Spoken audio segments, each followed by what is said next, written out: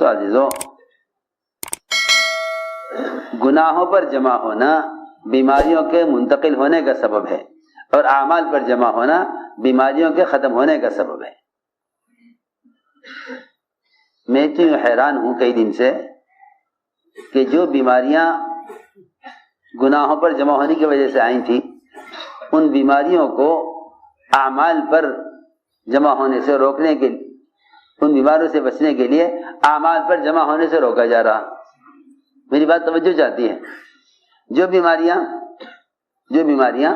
گناہوں پر جمع ہونے کی وجہ سے وجود میں آئی ہیں، جو بیماریاں گناہوں پر جمع ہونے کی وجہ سے پیش آئی ہیں اور وجود میں آئی ہیں، جن کے نہ ڈاکٹر نام جانتے ہیں نہ ڈاکٹر جن کا علاج جانتے ہیں، جو بیماریاں گناہوں پر جمع ہونے کی وجہ سے آئی ہیں، آپ بتائیے کیا وہ بیماریاں نیک اعمال پر جمع ہونے سے روک کر امت کو بیماریاں ختم ہو جائیں گی؟ وہ تو شیطان نے الٹی پٹی بڑھائی۔ اس نے کہا کہ دیکھو، اگر تم اعمال پر جمع ہوگے تو بیماریاں بڑھیں گی، اگر تم اعمال پر جمع ہوگے بیماریاں بڑھیں گی، اگر اعمال پر جمع ہوگے تو بیماری بڑھے گی۔ اس کا مطلب یہ ہوا کہ حالات بجائے اللہ کی طرف لے جانے کے انہیں اللہ سے دور لے جا رہے ہیں، انہیں اللہ سے دور لے جا رہے ہیں۔ حالات انہیں بجائے اللہ کی طرف لانے کے انہیں اللہ سے دور لے جا رہے ہیں۔ اس لیے ہم نے عرض کیا کہ سب سے بنیادی فریضہ اور سب سے بنیادی حکم اللہ تعالیٰ کا ایمان والوں کے لیے ایمان لانے کا ہے، ایمان والوں کے لیے ایمان لانے کا حکم ہے، حکم ہے ایمان والوں کو ایمان لانے کا۔ فرمایا یا ایھا الذین آمنوا آمنوا، یا ایھا الذین آمنوا آمنوا، اے ایمان والو تم ایمان لاؤ، اے ایمان والو تم ایمان لاؤ۔ ایمان لانے کا حکم کس کے لیے؟ ایمان والوں کے لیے۔ اس زمانے کے مسلمان جو سمجھتے ہیں کہ ایمان لانے کا حکم کافروں کے لیے ہے، ان کو تو اسلام لانے کا حکم ہے، ان کو تو اسلام لانے کا حکم ہے۔ اسلموا تسلموا، مومن کو ایمان لانے کا حکم ہے، مومن کو ایمان لانے کا حکم ہے، اور اس حکم میں تسلسل ہے۔ یہ حکم ایک دفعہ ایمان لانے سے پورا نہیں ہوتا، اسلام لانے کا حکم ایک مرتبہ میں پورا ہو جاتا ہے، اسلام لانے کا حکم ایک مرتبہ عمل کرنے سے پورا ہو جاتا ہے۔ جب کہا اسلام لے آؤ، پر ایک کافر کلمہ پڑھ کر فرائض کو قبول کر کے اسلام میں داخل ہو جائے تو یہ امر ایک مرتبہ کرنے سے، یہ امر ایک مرتبہ پورا کرنے سے پورا ہو جاتا ہے۔ لیکن ایمان لانے کا جو حکم ہے، اس ایمان لانے کا حکم کو پورا کرنے کے لیے یہ روزانہ انسان کے، مومن کے لیے جسمانی غذا کی طرح ہے، اس میں تسلسل ہے، اس میں تسلسل ہے۔ میں نے عرض کیا کہ ایمان لانے کا حکم ایمان والوں کے لیے ہے، بس سوال اس بات کا ہے کہ صحابہ اس ایمان لانے کے امر کو پورا کیسے کرتے تھے؟ صحابہ ایمان لانے کے امر کو پورا کیسے کرتے تھے؟ اس کو سمجھنا چاہیے، اس کو سمجھنا چاہیے۔ صحابہ اللہ پر ایمان لانے کے امر کو پورا کیسے کرتے تھے، اور اس امر کے پورا کرنے کا، اس امر کو پورا کرنے کا کیا طریقہ ہے، اور اس حکم کا کیا مطلب ہے، اس حکم کا کیا مطلب ہے؟ قرآن میں ہے نا، اللہ نے فرمایا اے ایمان والو ایمان لاؤ۔ حدیث میں ہے، آپ نے فرمایا صحابہ سے اپنے ایمان کی تجدید کرتے رہا کرو، ایمان کی تجدید کرتے رہا کرو، کیونکہ کسی بھی وقت، کسی بھی دن، کسی بھی زمانے میں کوئی ایسا حال آ جائے گا کہ تمہیں اگر مستقل ایمان نہیں سیکھو گے، اگر مسلسل ایمان نہیں سیکھو گے تو کوئی بھی حال آنے والا تمہیں کفر کی طرف لے جائے گا، ارے سنو تو صحیح، اگر مسلسل ایمان کے سیکھنے کو کام نہ بناؤ گے تو کوئی ایسا حال آئے گا جو تمہیں کفر کی طرف لے جائے گا۔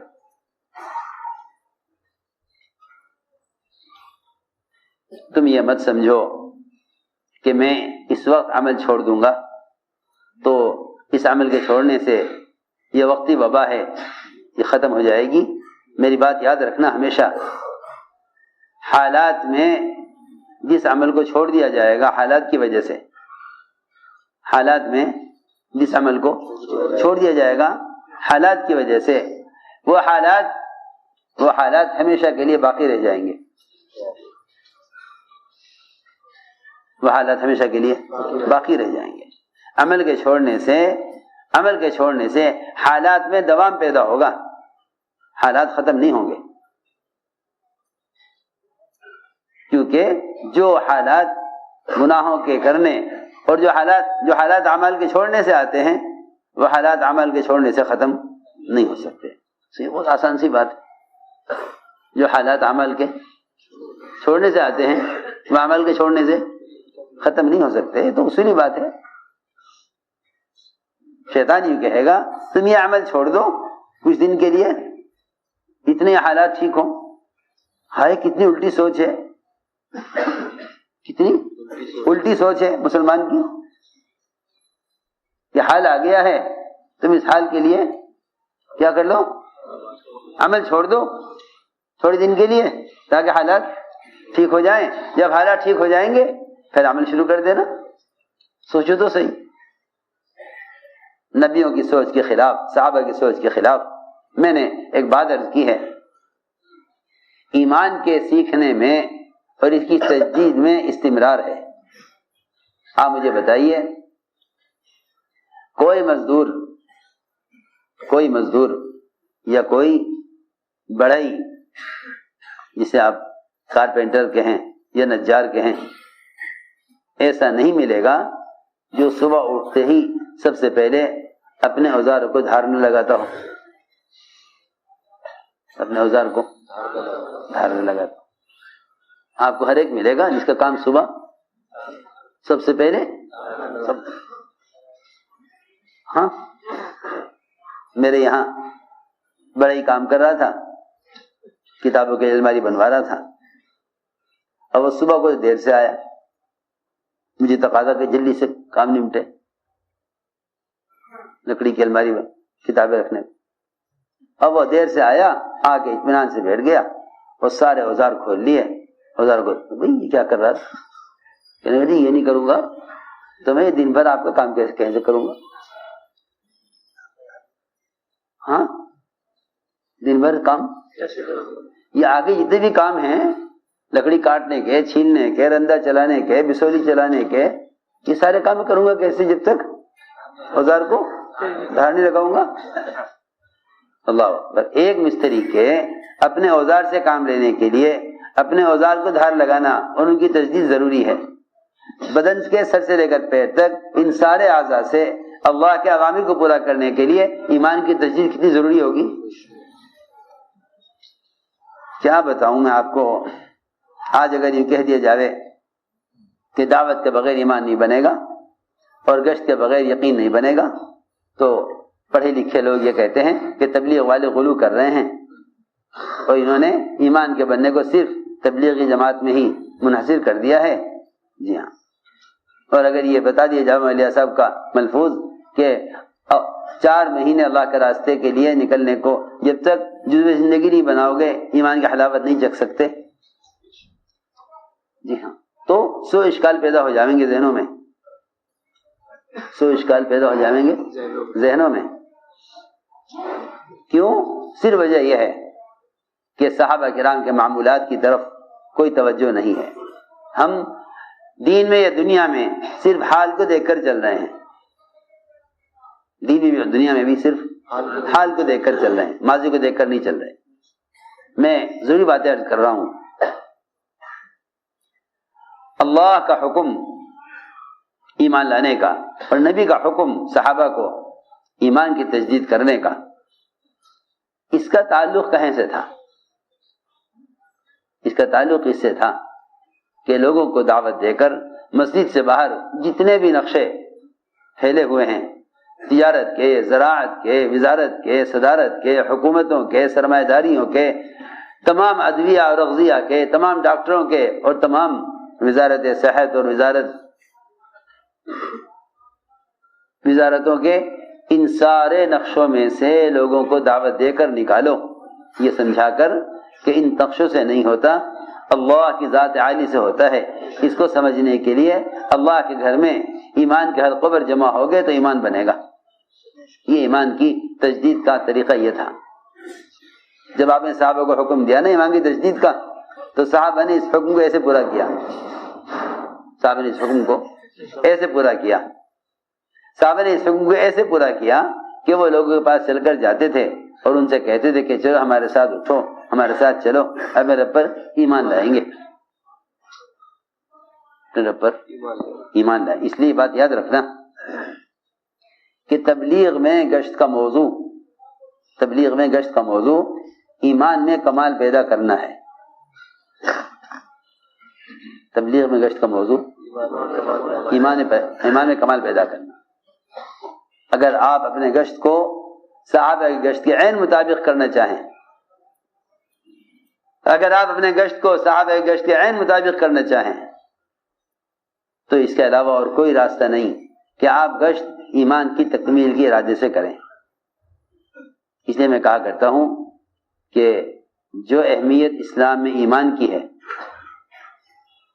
جو اہمیت اسلام میں ایمان کی ہے، جو اہمیت اسلام میں ایمان کی ہے، وہ اہمیت تبلیغ میں گشت کی ہے۔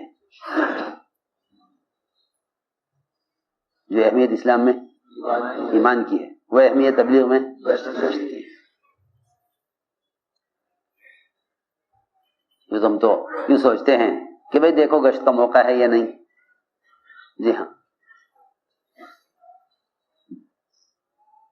مولانا الیاس صاحب نے جماعت گشت کے لیے تیار کی، جماعت گشت کے لیے جماعت گشت کے لیے تیار کی، اور پھر دیکھا تھوڑی دیر کے بعد کہ لوگ یہاں بیٹھے، تو میں تم گئے نہیں؟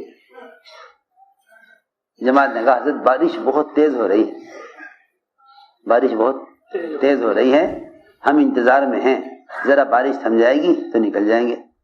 حضرت نے فرمایا ذرا باہر دیکھنا بھائی، جھانک کے، بارش میں کوئی پھرتا ہوا نظر آ رہا ہے؟ بارش میں کوئی پھرتا نظر آ رہا ہے؟ دیکھا ذرا باہر کوئی نظر آ رہا ہے پھرتا ہوا؟ لوگوں نے کہا ہاں جی، وہ ایک صاحب برساتی اوڑے بھاگ رہے ہیں۔ پوچھا کہاں جا رہے؟ کہ بھئی اسٹیشن جا رہا ہوں، ٹرین پکڑنی ہے۔ ہوا کرے بارش، ٹرین تو نہیں چھوڑنی، ٹکٹ اتنے کا ہے، اگلی کوئی ٹرین نہیں ہے۔ جی ہاں، ایک کو دیکھا کہ وہ ریڑھی پر سامان بیچ رہا ہے، بارش ہو رہی ہے لیکن اسی میں وہ اپنا سامان لگا کر نکلا ہوا ہے، برساتی اوڑھے ہوئے ہے۔ کہ بارش ہے، تم کہاں جا رہے ہیں؟ کہ نہیں جی دکان لگانا ضروری ہے۔ ہوا کرے بارش۔ صرف دین اور فرائض رہ گئے جنہیں مسلمان ذرا سی بات پیش آنے پر چھوڑ دے نماز کو، اور ذرا سی بات پیش آنے پر چھوڑ دے گشت کو۔ میں نے عرض کیا جو آدمی تجارت کو اپنی زندگی کے گزارے کے لیے اور اپنے معاش کے لیے لازم اور ضروری سمجھتا ہے اور اس کے لیے کسی بھی آنے والے حال کی پرواہ نہیں کرتا، تو جو اسباب غیر یقینی ہیں جب مسلمان ان کو نہیں چھوڑ سکتا حالات میں، تو جو اعمال یقینی ہیں انہیں حالات میں کیسے چھوڑ سکتا ہے؟ میں نے عرض کی ایک بات، اللہ کرے وہ سمجھ میں آ جاوے، کہ ہمارے یہاں گشت کا موضوع ایمان میں کمال پیدا کرنا ہے۔ اس لیے جو اہمیت اسلام میں ایمان کی ہے وہ اہمیت تبلیغ میں گشت کی ہے۔ جتنی ضرورت مومن کو ایمان کی ہے اتنی ضرورت گشت کی ہے، کیونکہ گشت صحابہ کرام کا گشت ہے ہی اسی لیے، صحابہ کا گشت ہے اسی لیے تاکہ اس سے ایمان کی تکمیل ہو، صحابہ کرام کا گشت ہے ہی اس لیے تاکہ اس گشت سے ایمان کی تکمیل ہو۔ ارے سنو تو صحیح، صحابہ کرام کا گشت ہے ہی اسی لیے تاکہ اس سے ایمان کی تکمیل ہو. کیونکہ امر معروف اور نہی منکر ان دونوں فریضوں کا ادا کرنا یہی ایمان کی تکمیل کا اصل سبب ہے. ارے بھائی بات توجہ سے سنو، یہ بہت اہم باتیں ہیں. امر معروف اور نہی منکر اس فریضے کا ادا کرنا یہی ایمان کی تکمیل کا اصل سبب ہے. اور ہمارے گشت امر معروف اور نہی منکر کے فریضے کو ادا کرنے کے لیے ہیں. گشت کس لیے ہیں؟ بہت اہم بات ہے. آپ کتابوں میں عوامل لکھ دیں اور منکرات لکھ دیں اور معروفات لکھ دیں، یا آپ اخبار میں کوئی کالم امر معروف نہی منکر کا دے دیں، یہ خدا کی قسم امر معروف و نہی منکر کا سنت طریقہ نہیں ہے. نہیں، امر معروف و نہی منکر یہ دو فریضے اپنے جسم کے ذریعے ایسے ادا کیے جاتے ہیں جیسے نماز اور روزہ یہ اپنے جسم سے ادا کرنے کے فرائض ہیں. ہماری بات بہت توجہ چاہتی ہے، ہماری بات بہت توجہ چاہتی ہے. جس طرح بدن کے استعمال کے بغیر نماز نہیں ہوگی، جس طرح بدن کے استعمال کے بغیر نماز کا فریضہ ادا نہیں ہو سکتا، جس طرح اپنے بدن کے استعمال کے بغیر نماز کا فریضہ ادا نہیں ہو سکتا، اس طرح اپنے بدن کے استعمال کے بغیر امر معروف اور نہی منکر کا فریضہ ادا نہیں ہو سکتا. بہت دھیان دینا پڑے گا بات کی طرف. جس طرح نماز کا فریضہ جسم کے استعمال کے بغیر ممکن نہیں ہے، اس طرح امر معروف اور نہی منکر کا فریضہ بدن کے استعمال کیے بغیر اس کا ادا ہونا ممکن نہیں ہے. آپ میری بات کی طرف پوری توجہ دیں، کیونکہ یہ گشت مٹر گشتی نہیں ہے، یہ گشت محض ملاقاتیں کرنا نہیں ہے، بلکہ ایمان سیکھنے کے عنوان پر لوگوں کو ان کے ماحول سے نکالنا گشت کرنا ہے. اگر آپ صحابہ کرام کی ملاقاتوں پر اور ان کی گشت پر غور کریں، صحابہ کرام کی ملاقاتیں ان کی گشت پر آپ غور کریں تو آپ کو یہ ملے گا کہ صحابہ سے ملاقاتیں کرتے، ہاتھ پکڑتے، خوشامد کرتے اور صرف اتنا کہتے کہ ہمارے ساتھ چلو، ہمارے ساتھ اٹھو، ہمارے ساتھ بیٹھو مسجد میں، اپنے رب پر ایمان لائیں گے.